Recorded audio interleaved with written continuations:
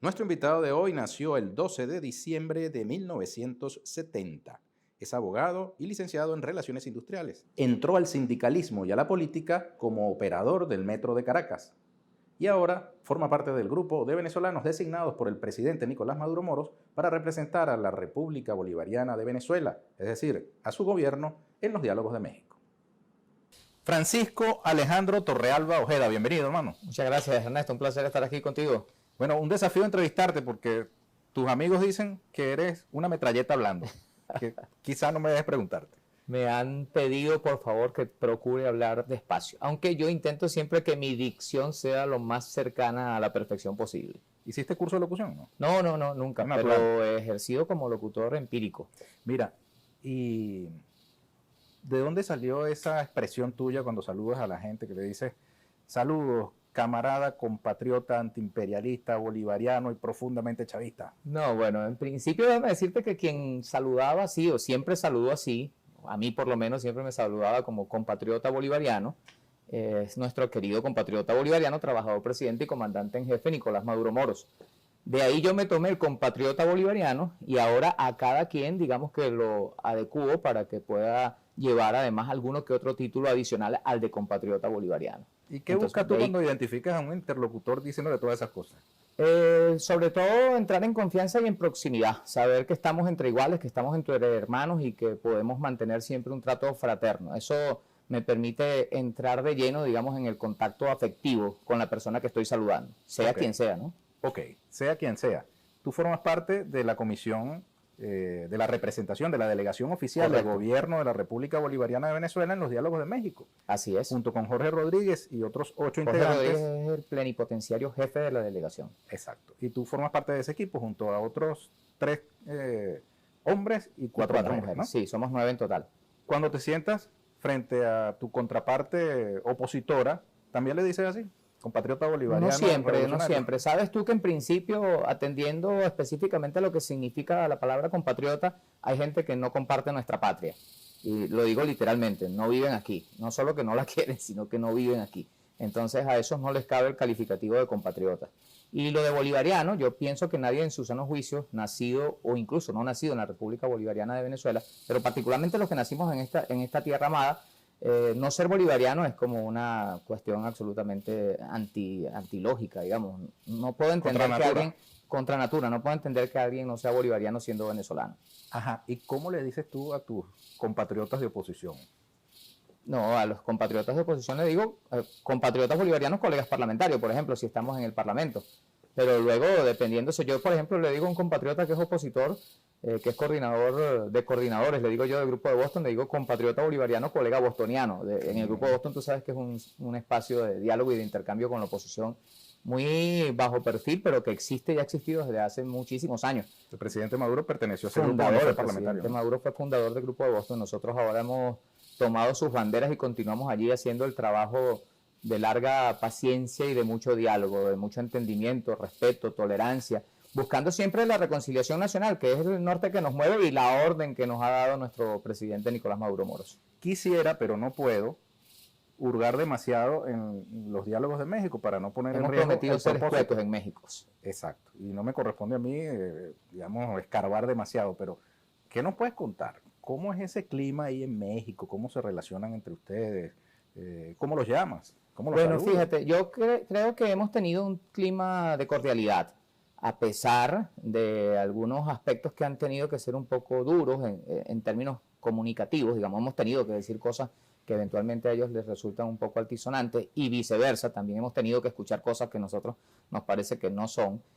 A pesar de eso, quiero decirte que creo que la cordialidad es lo que identifica hasta ahora esas reuniones. Nos hemos respetado mutuamente, nos hemos reconocido mutuamente, son aspectos fundamentales. Reconocer que existe una oposición, bueno, allí está una parte de la oposición en México, pero que hay una oposición es un avance importante. Y que esa parte de la oposición reconozca que existe un gobierno en la República Bolivariana de Venezuela que encabeza el presidente constitucional Nicolás Maduro Moros son avances importantes. Y luego de esto, Bueno, siempre he sido yo convencido de que hablando se entiende la gente. Eso es una máxima que es absolutamente cierta y que viéndose a la cara y viéndose a los ojos es muy difícil no coincidir en que hay que poner por delante los intereses del país y que hay que poner por delante los intereses de la paz, porque nadie en su sano juicio podría apostar a una confrontación fratricida, donde haya muertos de un lado y muertos de otro. El presidente Maduro muy bien ha sido designado el presidente campeón del diálogo y de la paz, porque ha tenido esa sagacidad de poder contener, digamos, las amenazas de ataque y de destrucción a la patria que han pasado incluso por una confrontación interna tipo guerra civil, de proporciones incluso incalculables, diría yo. Francisco, ¿qué se te hace más fácil? ¿O qué se te ha hecho más fácil en tu vida? ¿Aprender a conducir, a manejar un tren del metro o conducir esas conversaciones con la oposición? Es más fácil conducir un tren del metro. La verdad, es muchísimo más fácil conducir un tren del metro, pero bueno, en el trato con la gente, que es lo que uno ha hecho desde el principio. Yo soy servidor público, como trabajador del metro. Mi primer puesto en el metro de Caracas fue atender a los usuarios y usuarias. Y eso requería de una gran paciencia porque no pocos usuarios y usuarias a veces llegaban con mal carácter o con pocos modales o poca educación para tratar con el trabajador metro de Caracas. Y todo eso uno lo aprendió a llevar, lo aprendió a controlar. Con ese mismo criterio, digamos, nosotros estamos también, bueno, soportando lo que haya que soportar para poder estar donde tengamos que estar y poder producir lo que estamos seguros que vamos a alcanzar, que es la paz, la sostenibilidad, el respeto al país y bueno, en forma progresiva, aunque sea, hacerle reconocer a los Estados Unidos de Norteamérica que nos han castigado injustamente con un bloqueo que alcanza características de genocidio, que esa no es la forma por la cual van a ayudar ni a los que ellos apoyan ni al país que está sufriendo, como ya lo he dicho, injustamente. Ya vamos a volver sobre estos temas de actualidad, México y Venezuela, contexto nacional e internacional. Pero en este espacio solemos hurgar un poco, sí, en el invitado, ¿no? Para que nuestro pueblo conozca a sus referentes. En tu caso, tú naciste en San Carlos de Cojedes. Sí, pero la capital del estado Cojedes. Te criaste en Portuguesa, ¿cierto? Sí, mi padre es educador y te dio clases. Me dio clase en 5º grado y es terrible ser alumno de su papá. Del papá. ¿Por qué? Porque el papá normalmente establece criterios de carácter en el hogar, pero si aparte de los criterios de carácter en el hogar que te establece tu padre, también entonces tienes que verlo en la escuela, y él siempre tenía que procurar yo sacar las mejores notas, porque si no, cuando había una pregunta en clases, la pregunta iba dirigida a su hijo. Cuando había que resolver un problema incómodo, él daba historia y geografía, el profesor de eso, entonces tenía que responder el hijo. Cuando se evaluaba, él aspiraba siempre a que las mejores calificaciones fueran las de su hijo. Tú dices que él era más exigente contigo que con tus compañeros. Especialmente exigente conmigo. Lo saben mis compañeros de 5º grado, que seguramente, ojalá que alguno esté viendo ahora y lo recuerde que es así. No, pero la que tiene fama de tener más carácter es tu mamá. No, pero mi mamá siempre se ocupó de la educación en el hogar, ¿no? Y esta parte de hacerle seguimiento, que uno se portara bien, y como madre tenía un poco más de tiempo para atender los asuntos de nosotros, sus hijos. Costurera, ¿no? Estudió en el 23 de enero. Sí, nació en el 23 de enero. Eso era antes un barrio, 18 de octubre creo que se llamaba, y luego cuando Pérez Jiménez hizo el 23 de enero, a ellos los sacaron del barrio y les dieron un apartamento ahí en la zona central del bloque 26. De por ahí es mi mamá. Y sí, se ocupó de ser costurera y de atendernos a nosotros. Yo le agradezco mucho, le debo mucho de mi formación a mi mamá. ¿Has mantenido contacto con los pitufos? No. Desde hace un buen tiempo, no. Son tus compañeros nosotros del liceo 5 de diciembre, 5 de diciembre, nos decían. Ahí fuiste dirigente estudiantil. Sí, cómo no, del centro de estudiantes. Yo perdí una elección ahí. Había siempre ganado el Partido Comunista. Yo en esa oportunidad estaba participando por Acción Democrática. Mi papá es ADECO. Ah, sí. Fue ADECO, ahora dice que es ADECO con Chávez desde tiempos de revolución para acá, pero en todo caso yo... Se enfrentaba a la hueste de Trino Melián. Sí, señor, y al Partido Comunista de Venezuela, Tatiana Delgado. Tatiana Delgado, de niño, que en paz descanse, y su esposo también eran los profesores que orientaban a los alumnos del Partido Comunista en ese liceo 5 de diciembre donde yo estudié. Pero yo, a pesar de que perdí, quedé vicepresidente, o sea, llegué de segundo, no fue mala la experiencia. Aún siendo segundo, pudimos hacer muchísimas cosas y luego en el futuro dejar un camino para que otros dirigentes distintos a los del Partido Comunista, que tenían casi que una dictadura porque no perdían ninguna elección en ese liceo, al final se pudo abrir un espacio en aquella época para que después de mí otros asumieran el centro de estudiantes. Mira, pero eso que acabas de decir podría aplicárselo al chavismo también, que no pierde una elección, entonces tiene casi una dictadura. Claro, pero no se puede culpar al que gana. En todo caso es uno que tiene que trabajar más. Yo nunca había aspirado, esa vez aspiré, en quinto año estaba estudiando yo, y nunca había aspirado en los años anteriores, y aspiré esa sola vez y quedé ¿Eras de militante segundo. de Acción Democrática, de la Juventud?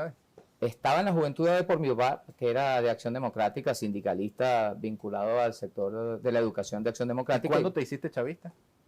Yo creo que definitivamente en el 2002, después de ver, yo digo definitivamente porque ya obviamente estábamos apreciando todos los venezolanos un conjunto de cambios y de formas distintas de relacionarse entre el poder del gobierno y el pueblo, ¿no?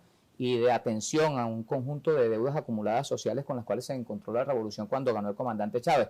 Pero si hubo algo que me hizo romper definitivamente con cualquier otro esquema político, cualquier otra postura, propuesta político-partidista, fue el golpe de Estado. El hecho de haber sacado a un presidente electo por la mayoría de los venezolanos y las venezolanas no me pareció una cuestión admisible. Y no habiendo yo votado por el comandante Chávez, no podía estar de acuerdo con que se le violara, vulnerara la voluntad a la mayoría de los venezolanos y las venezolanas, porque por sobre todo tenemos que ser demócratas, y como demócratas, cuando tú ganas, ganas, y cuando tú pierdes, pierdes. En este caso, el comandante Chávez ganó su elección y nosotros no podíamos aceptar que se estableciera una nueva dictadura. Eso para empezar. Luego, lo que todo el mundo sabe que pasa en las dictaduras, es decir, esta gente iba a venir, como se visualiza, iban a venir a acabar con todo el adversario, acabar con todo el enemigo, y eso tampoco es una cosa que yo, por supuesto, comparta. Tú tuviste papel destacado como dirigente sindical del metro en impedir que el metro se sumara al paro sabacal petrolero en diciembre, siempre, diciembre de 2002,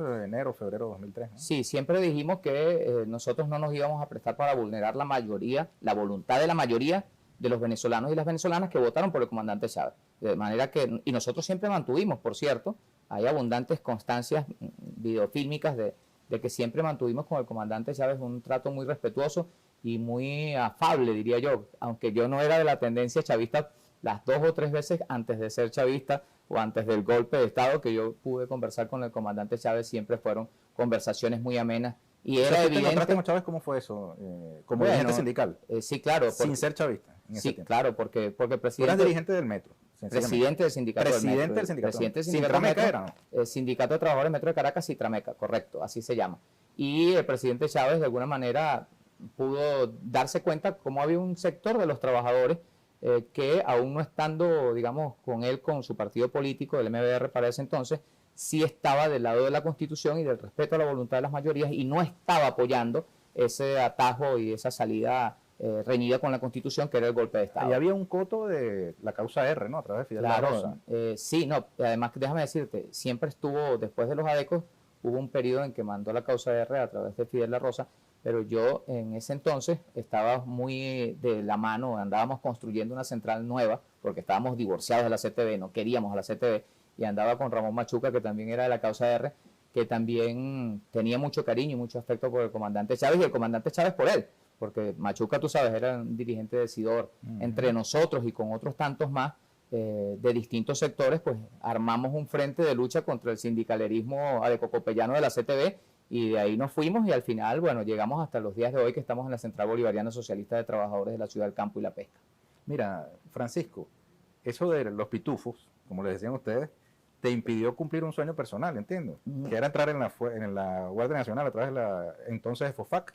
No sí, te dejaron yo presentarte lo intenté en la FOFAC y lo intenté en la Academia Militar también, pero no fue el tema de la estatura. Ah, ¿no? Fue al final un tema... Te están calumniando por ahí. No, fue un problema de escoliosis que, bueno, se detectó en uno de los exámenes que yo presenté en la FOFAC precisamente, porque ya había pasado todas mis pruebas, pero entonces en el examen médico se detectó una escoliosis en mi columna. La tengo, he vivido con ella todos estos 50 años que llevo. Bueno, no sé si todos los 50, pero en todo caso no es un problema que afecte mi desempeño. Pero quería ser militar, ¿no? Yo quise ser militar, me gusta mucho el mundo militar, y en este momento soy de la Fuerza Armada Nacional Bolivariana por vía de la Milicia Nacional Bolivariana, soy capitán de la Milicia Nacional Bolivariana, y a mucha honra he comandado 2 batallones en desfiles del 5 de julio en la Avenida Monumental de los Próceres. O sea, he cumplido a cabalidad en la forma de organización de lo que es el llamado poder cívico-militar que se expresa en la Milicia Nacional Bolivariana. Tú sabes que a la milicia, sus detractores, la llaman los milancianos, porque son personas mayores. Y ahora que tú dices que tienes escoliosis, pues bueno, ahí hay un oficial con escoliosis. Eso te limita a ti de alguna manera para defender a la patria desde la milicia. Para nada, es que el miliciano, yo diría que una de las cosas, digamos, de los cuerpos más importantes, para hablarlo en términos correctos, que tiene la Fuerza Armada Nacional Bolivariana hoy es la milicia bolivariana. Porque la milicia bolivariana está en todos lados. Tú ni siquiera te imaginas que en el más recóndito pueblo de la República hay una persona que aún teniendo edad de adulto mayor, aún teniendo alguna dificultad física, incluso que la pueda limitar más de lo que a mí me limita, que no me limita en nada la escoliosis, pues puede perfectamente estar al lado de la defensa de los intereses de la República desde un cuerpo de la Fuerza Armada Nacional Bolivariana, que es la Milicia Nacional Bolivariana. Así que nosotros somos militantes irreductibles de la Milicia Nacional Bolivariana y allí se aprenden muchísimas cosas también, te digo. Por ejemplo, yo no sabía marchar, yo no sabía llevar paso porque el orden cerrado. El orden cerrado lo aprendí allí y el miliciano y la miliciana reciben, lo digo por experiencia, un tratamiento muy especial porque aun cuando nos forman los oficiales de carrera, es decir, del ejército o del armado, de la aviación o de la Guardia Nacional Bolivariana, ellos nos forman como milicianos, pues ellos tienen también al mismo tiempo un carácter de tratamiento especial al miliciano o a la miliciana porque saben que no ha pasado por una escuela de formación de oficiales. Entonces, allí se da una interesante interacción y empatía entre la Fuerza Armada Nacional y los de la guardia o del cuerpo que sean, y el ciudadano y la ciudadana que se alista, que se forma como miliciano o miliciano. ¿Qué tal la puntería? Bien, las veces que me ha tocado disparar, no está nada mal porque mi vista está perfecta y después que te enseñan a alinear un FAL, pues ya tú sabes más o menos por dónde va el tiro, ¿no? Y a dónde le vas a pegar. Así que las veces que hemos tenido ensayos de prácticas de tiro, nos ha ido muy bien. Yo no soy el único, quiero decirte que la Central Bolivariana Socialista de Trabajadores de la Ciudad del Campo y la Pesca, de la cual eres vicepresidente, ¿no? De la cual soy vicepresidente, en cada uno de los sectores más importantes tiene un oficial. Y yo puedo decirte, por ejemplo, Will Rangel está en el sector petrolero, tenemos a Marco Tulio Díaz en el sector de la construcción, son también milicianos, Edison Alvarado en mi sector, que es el sector del transporte, Octavio Solórzano en la salud, Carlos López en la parte universitaria. Es decir, la Central Bolivariana sabe perfectamente de la importancia de la Milicia Nacional Bolivariana y ahí estamos armando cuerpos combatientes. Ángel Marcano, actualmente nuestro candidato a gobernador en el estado Bolívar, bueno, tiene uno de los principales y más desarrollados cuerpos de combatientes del país. Está ahí, en la región de Guayana, y tienen incluso su parque de armas. Es decir, están listos literalmente para asumir la defensa integral de la nación, desde la trinchera que le corresponde. Y eso yo creo que es parte de lo que tiene que hacer todo hombre o mujer que defienda y ame a esta patria, nuestra patria. Tú naciste el 12 de diciembre del glorioso año 70. Así es. Mismo año que tú. Exactamente. Mal puedo decir que tú califiques en esa categoría denigrante que han inventado de los 1000 ancianos, ¿no? No te puedo descalificar por nada. De ninguna manera. Pero sí te puedo preguntar, ¿qué tal la experiencia de a los 50 años ser papá de un bebé de 10 meses? Extraordinaria, ¿no? Sabes que la vida como que comienza de nuevo, diría yo. ¿No es muy exigente? No, hay que hacer algunos sacrificios. Todos los bebés en esa etapa te perturban un poquito la dormida, por lo menos, ¿no? La escoliosis. Por cierto, bueno, ya está pesando más de 10 kilos Joaquín Alejandro, pero al mismo tiempo está empezando a caminar. Entonces yo creo que no va a ser por mucho tiempo eso de tenerlo cargado. De todos modos, tengo que decir en honor a la verdad que la que lleva la mayor parte del sacrificio es mi esposa, porque amamanta a nuestro Joaquín Alejandro. Y bueno, Joaquín Alejandro toma teta de día y de noche. No lo para nadie en eso de tomar teta. Bueno, Francisco Alejandro Torrealba. Vamos a hacer una pausa y venimos enseguida con más de actualidad venezolana.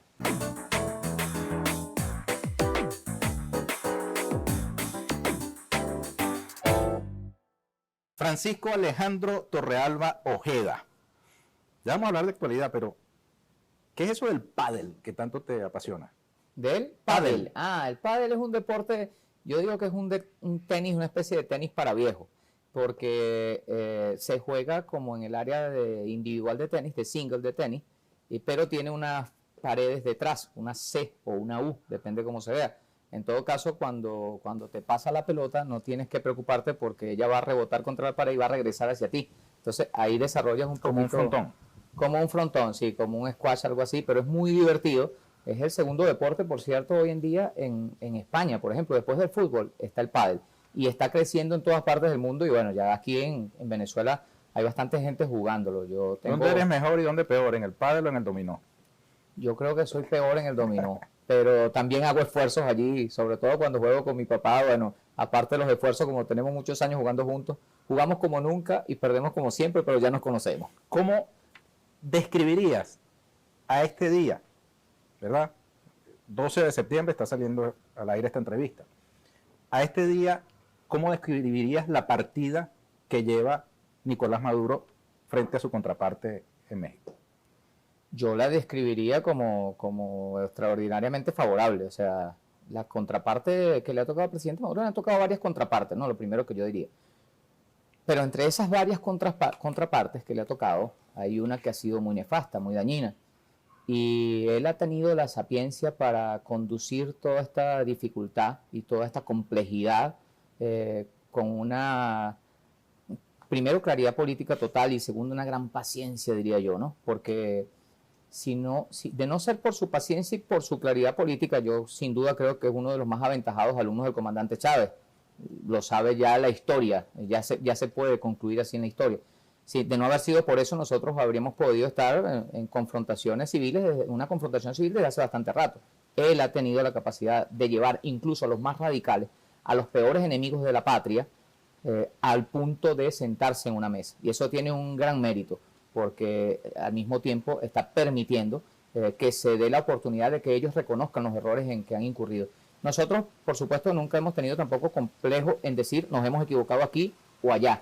Y estamos siempre, por su propia orientación, la orientación del compatriota presidente Nicolás Maduro Moros, listos para rectificar en todo lo que sea necesario rectificar. Pero definitivamente decididos a no dejarnos doblegar, a no dejar que se vulnere nuestra soberanía, nuestra independencia y nuestro derecho a ser un pueblo libre y soberano, que es lo que somos y que es lo que garantiza la revolución y el gobierno del presidente Maduro. Que no cede ante chantaje, que no cede ante presiones, que no cede ante sanciones criminales y que simplemente está casado con la voluntad de la mayoría del pueblo venezolano que quiere paz, tranquilidad y seguir viviendo en democracia.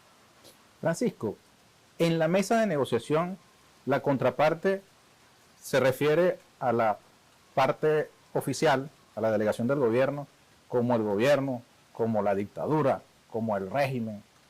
¿Cómo lo llaman? Mira, Ernesto, y usuarios y usuarias que tienen la amabilidad y la gentileza de seguirnos a esta hora, está establecido el memorándum de entendimiento. Claramente hay una plataforma opositora unitaria, así se denominan ellos, y la otra parte que somos nosotros, el gobierno de la República Bolivariana de Venezuela. Como estamos al aire y no tengo mi teléfono aquí porque perturba en una entrevista, yo no puedo mostrarte fotos, pero todo el mundo ve que hay dos lados en esa mesa. De un lado está ese sector de la oposición y de este otro lado con su cartelito, o los habladores como le llaman, que dice en el frente del compatriota bolivariano, colega parlamentario, presidente de la Asamblea Nacional, Jorge Rodríguez Gómez, está un papelito que dice Gobierno de la República Bolivariana de Venezuela. Esas son las dos partes. Luego los adornos... ¿Y qué dice el cartelito de ellos? Plataforma Unitaria de la Oposición. Entonces ahí no hay más partes, ahí no hay apodos ni inventos raros. O sea, en todos los documentos está establecido así. Y todo lo que salga de allí va a ser, que ojalá que salgan muchas cosas más de las que hemos alcanzado hasta ahora, va a ser suscrito entre el gobierno de la República Bolivariana de Venezuela, con su jefe delegado plenipotenciario Jorge Rodríguez y los 8 que le acompañamos, y la oposición, con su jefe Gerardo Blay y los otros 8 hombres y mujeres que le acompañan como parte de la delegación opositora. ¿Qué podemos esperar de ese diálogo en México, los venezolanos y venezolanas? Bueno, nosotros estamos muy esperanzados en que, por ejemplo, se pueda recuperar la libertad económica de nuestro país. Es decir, que nos la robaron por vía del ejercicio de la exclusividad del manejo del sistema financiero mundial que ejerce el gobierno de Estados Unidos de Norteamérica y sus amigos europeos, de los gobiernos europeos que se han prestado para esta política nefasta contra el pueblo de Venezuela. Estamos, digamos que, buscando una suerte de recuperación de la independencia económica, que a Venezuela se le permita, igual que al resto de los países del mundo, comprar y vender. Cuestiones elementales que están garantizadas por el derecho internacional, pero que ese derecho internacional está siendo violado abiertamente por el gobierno de los Estados Unidos de Norteamérica y por los gobiernos europeos que se han montado en esta campaña, que al tiempo que vamos ya está suficientemente claro que no sirve ni para derrocar gobiernos ni para que sus apoyados eleven sus niveles de popularidad y ganen elecciones. Entonces, no tiene ningún sentido seguir causándole sufrimiento y dolor al pueblo venezolano si al final eso no le sirve tampoco a los objetivos que se plantean quienes generan ese sufrimiento y ese dolor. Acordaron en la última reunión una mesa social, ¿no? Sí, una mesa de atención a los problemas sociales de los venezolanos y las venezolanas. ¿Cómo va a funcionar eso? Bueno, no tenemos todavía el mecanismo establecido, pero el país sabe concretamente que nosotros tenemos muchísimo dinero injustamente retenido por producto de las sanciones y los sobrecumplimientos, overcomplainment, como le dicen en inglés.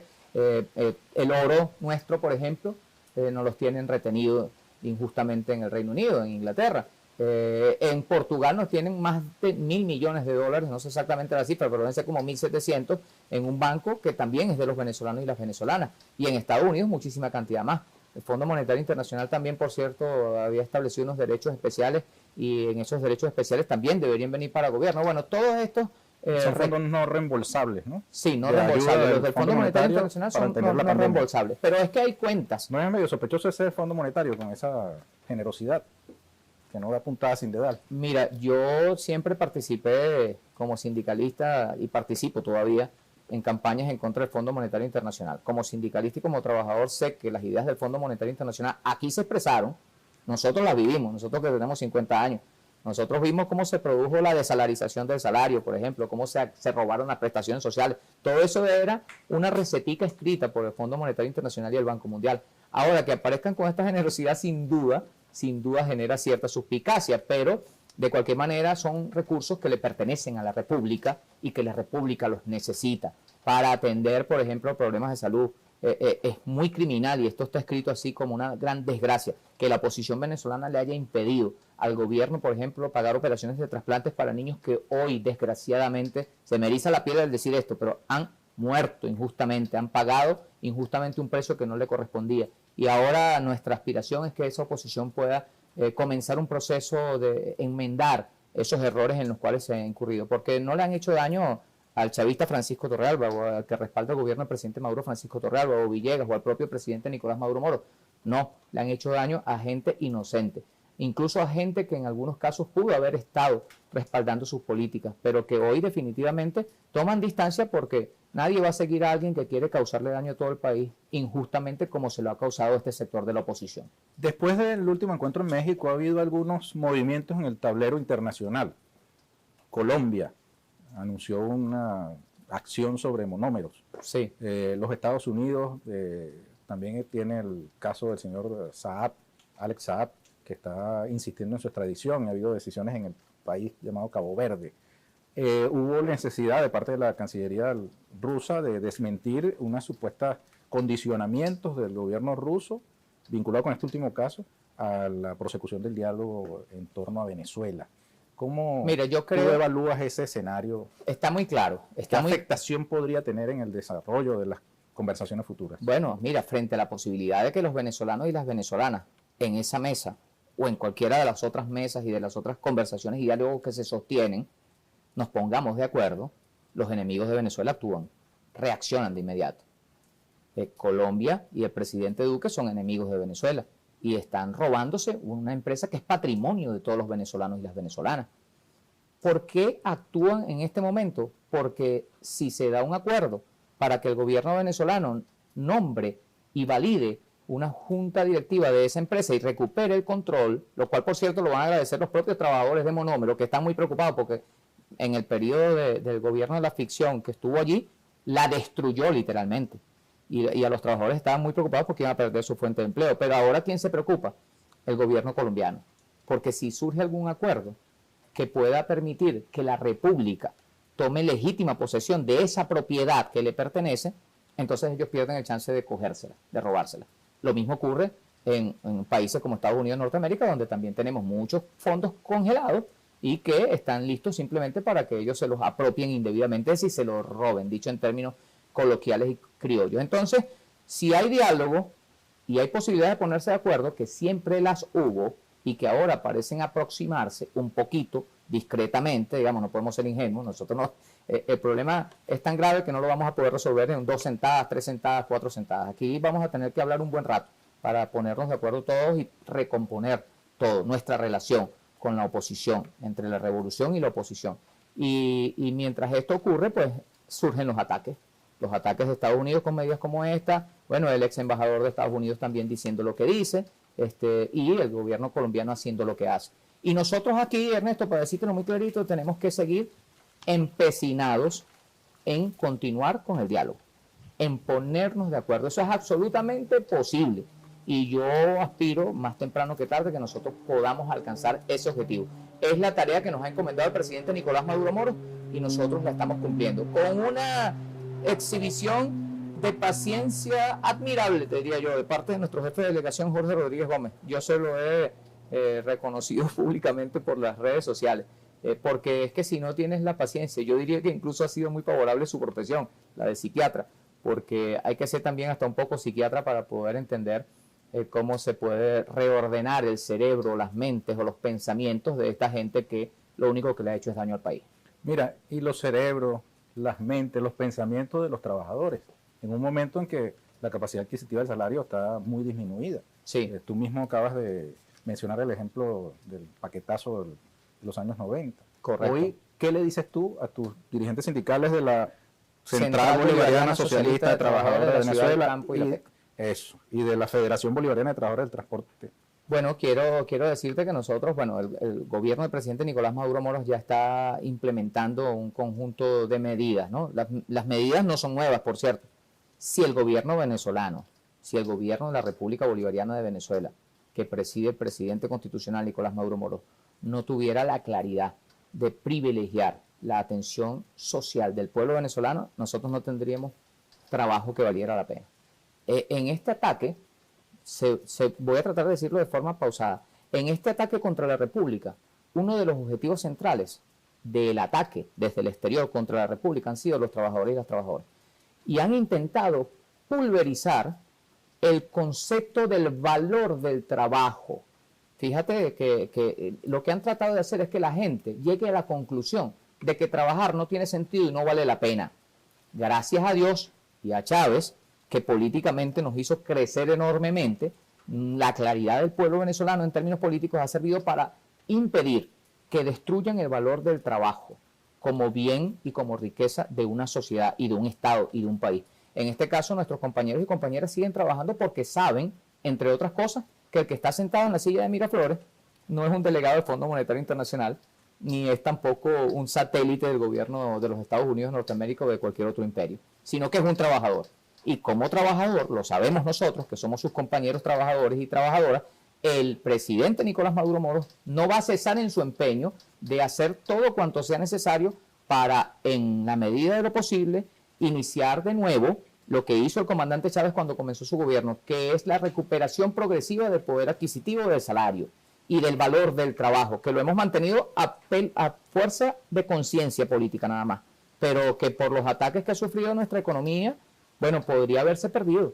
Pues no es solo perderse el poder adquisitivo, que ya es bien importante, sino también perderse el concepto de lo que significa el trabajo como valor de una sociedad. Y mucha gente en, digamos, trabajos formales ha tenido que acudir a actividades informales, ¿no? Eso que llaman ahora emprendimientos. Sí, bastantes trabajadores públicos haciendo mil actividades por su Siempre cuenta. los hubo de alguna manera. Lo que pasa es que ahora, digamos que ha tenido un poquito más de relevancia porque en cierta medida lo que tú te consigues por los emprendimientos resulta ser en lo económico cuantitativo, en lo económico cuantitativo resulta ser tan importante como lo que te ganas en el trabajo formal. O más. O más en algunos casos más. ¿Eso se toca en México, Francisco? Sí, en parte sí, y nosotros, claro, lo que pasa es que, como te digo, son tantos los problemas tan diversos y tan complejos que definitivamente es una gran victoria que se hayan podido suscribir 2 acuerdos en la primera sentada de 4 días. Y que se haya logrado un segundo comunicado, aparte del memorándum de entendimiento que se firmó el 13, que fue el primero que se firmó entre los 2 jefes de delegación. ¿Guyana los unió? el Esequibo. Guyana definitivamente fue una clara demostración y fue parte incluso de lo que yo creo que ha generado ataques. Ustedes ya vieron cómo reaccionó el gobierno de Guyana, pues, ¿no? Ante la posibilidad de que nos pongamos de acuerdo para defender la integridad de nuestro territorio, reaccionan los enemigos de la República en esos términos en que ha reaccionado el gobierno de Guyana. Y allí, para llegar a ese acuerdo en torno a Guyana, ¿hubo que pulsar mucho o fue sencillito llegar a un punto de común acuerdo? Mira, del lado de la Revolución Bolivariana y del gobierno del presidente Maduro, los términos están absolutamente claros. Ese territorio le pertenece a Venezuela, siempre le perteneció y no vamos a renunciar a ese derecho. Del lado de la oposición, lo sabe el país, sí hubo cierto, no sé si esto puede ser un término feliz, pero como decían algunos, cierto guabineo.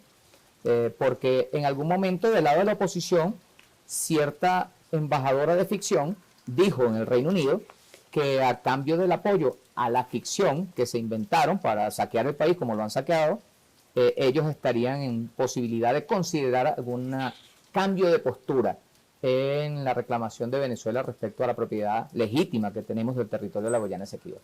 Entonces, del lado nuestro, vamos bien, o sea, estamos ahí sentados, hemos logrado que ellos también reconozcan que ese territorio nos pertenece a todos los venezolanos y venezolanas, y eso le cerró la puertica a los que del lado allá, a los apátridas, a esos que yo no le puedo decir compatriotas, estaban pensando incluso en establecer algún negocio financiado, quién sabe por quién, a lo mejor por Exxon y otros que están allí sacando provecho ilegal de ese territorio y de esas riquezas que le pertenecen a Venezuela.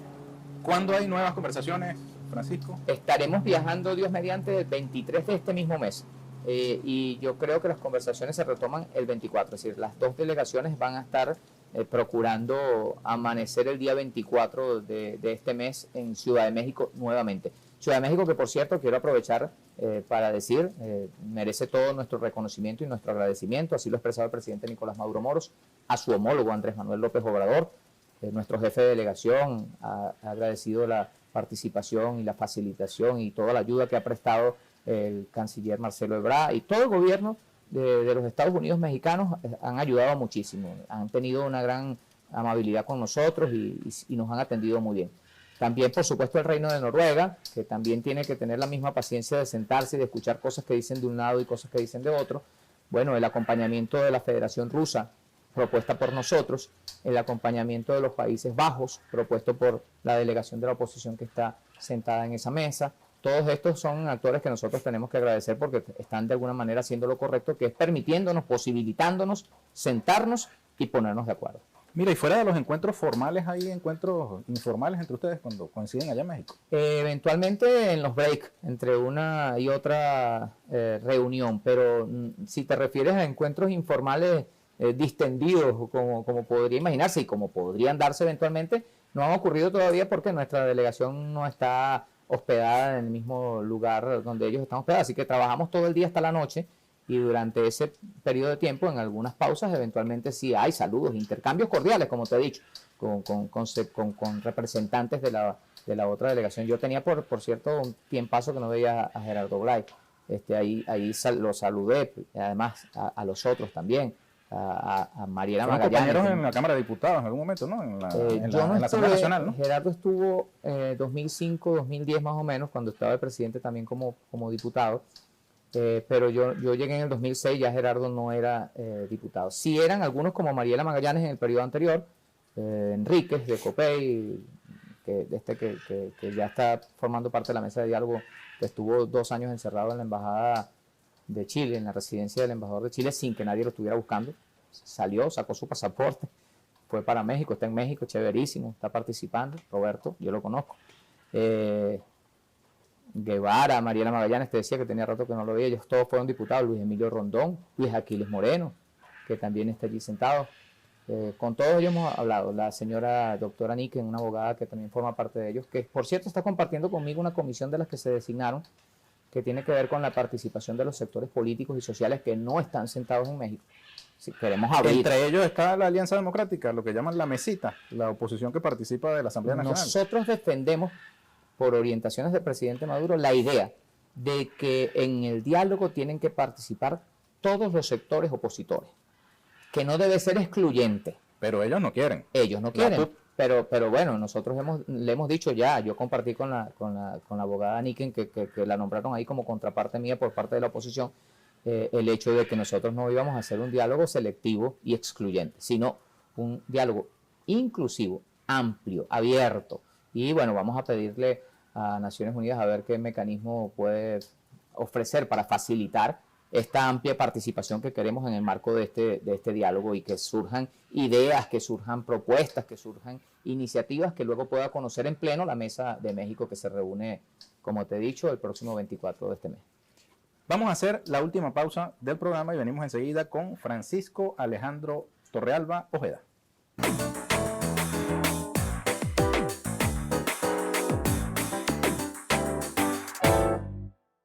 Francisco Alejandro Torrealba Ojeda. Francisco, ¿cuál es la perspectiva de cara al proceso electoral más inmediato, que son las elecciones del 21 de noviembre, donde se van a escoger a los gobernadores, alcaldes, consejos legislativos y consejos municipales? ¿Cómo vamos a ver ese proceso? Ganar, nuestra expectativa es ganar. La contraparte que está en México tiene chance todavía de entrar en ese juego. No solo tiene chance, sino que ya se han inscrito un número importante de candidatos y candidatas. Yo no lo tengo sistematizado y en forma precisa el número exacto de ellos que ya están inscritas e inscritos, pero te puedo decir que son miles de candidatos y candidatas, donde en algunos casos este sector de la oposición y en algunos casos también el otro sector de la oposición, por identificar solo a los dos más grandes, la llamada oposición democrática, ya tienen todo el mundo en carrera, en competencia. Y nosotros a los nuestros y las nuestras, nosotros vamos a ese proceso como hemos aprendido siempre, a tratar de hacer un gran despliegue organizativo, a generar una amplia, gran motivación popular para que nuestra militancia, la del Partido Socialista Unido de Venezuela, se vuelque el 21 a votar. Y más allá de nuestra militancia también, nuestra idea es que nos acompañen en nuestras propuestas, porque creemos que tenemos a las mejores mujeres y a los mejores hombres como candidatas y candidatos, que nos acompañen también los otros sectores de la vida del país que no necesariamente son chavistas, pero que quieren a Venezuela, porque nosotros le hablamos a los venezolanos y a las venezolanas que aman a su patria, que no se van a ir de aquí y que saben que haciendo los mejores esfuerzos entre todos nosotros y ellas y nosotros, los hombres y las mujeres de Venezuela, vamos a resolver o a seguir resolviendo los problemas que se nos están presentando y las dificultades por las que estamos atravesando. El que se sube en un ring está dispuesto a ganar o perder. Así es. ¿Qué tanta posibilidad hay de que en esa ventana de, digamos, convocatoria al pueblo soberano para ejercer su derecho a voto pueda haber un escenario electoral como el del 2015, por ejemplo, en el que la oposición cabalgó el descontento, las colas, y terminó obteniendo la mayoría de votos de la Asamblea Nacional? Sí. Yo creo que los espacios para ese tipo de engaños, porque lo del 2015 fue un engaño. Engañaron a la gente diciéndole que esta iba a ser su última cola y que no iban a hacer más cola. Y la verdad es que lo que estaban era detrás de tomar una mayoría para continuar en sus procesos de asalto del poder, porque ninguna asamblea se elige para que derroque a un presidente. Y eso fue lo que ocurrió en el 2016, cuando llegaron, dijeron que en tanto tiempo sacaban al presidente Nicolás Maduro Moro, y respetando la voluntad de los millones de venezolanos que votamos por él para ponerlo al frente de los intereses y los destinos de la jefatura del Estado. Entonces, ¿qué vemos ahora? Bueno, que ellos tendrán que hacer su mejor esfuerzo también. El país es muy diverso. El país tiene expresiones como para que ellos también puedan ejercer gobiernos locales o regionales, pero tienen que ganar, porque es que la clave aquí es que no va a haber de ninguna manera posibilidad de que lleguen al gobierno sin votos. Aquí en Venezuela, con Constitución de la República Bolivariana vigente, con democracia como sistema, hay que sacar votos. Y los votos, lo sabe también el país, no están conectados al número de rectores que pueda asociarse en el poder electoral. Los votos están conectados a la gente. Un voto es una expresión, y si tú tienes mayoría, pues no, tú ganarás. Nosotros hemos ganado, hemos perdido. Y cada vez que reconocemos nuestras derrotas y han ejercido, ahí están, hoy hay en ejercicio una gobernadora y 3 gobernadores de la oposición y una gran cantidad de alcaldes también, no sé cuántos exactamente, pero crecerán o disminuirán, depende de ellos. Lo que sí está claro es que en la medida en que no participen, bueno, definitivamente no tienen chance. Llegar a ese escenario en el que cada quien saca sus votos pasa por sacar presos. No creo, porque aquí siempre se ha usado mucho el chantaje ese de los presos políticos, como le llaman ellos, que no son sino políticos presos.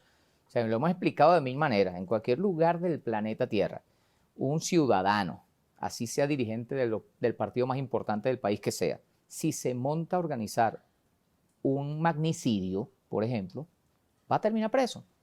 Puede ser el secretario general del partido más importante del país que sea, pero si se monta en la idea de eliminar físicamente a un presidente, termina preso. Si se monta en la idea de dar un golpe de Estado, tiene que estar preso. O sea, se trata de delitos cometidos por personas que han estado vinculados a responsabilidades políticas, pero son delitos al fin, y los delitos están castigados en la ley.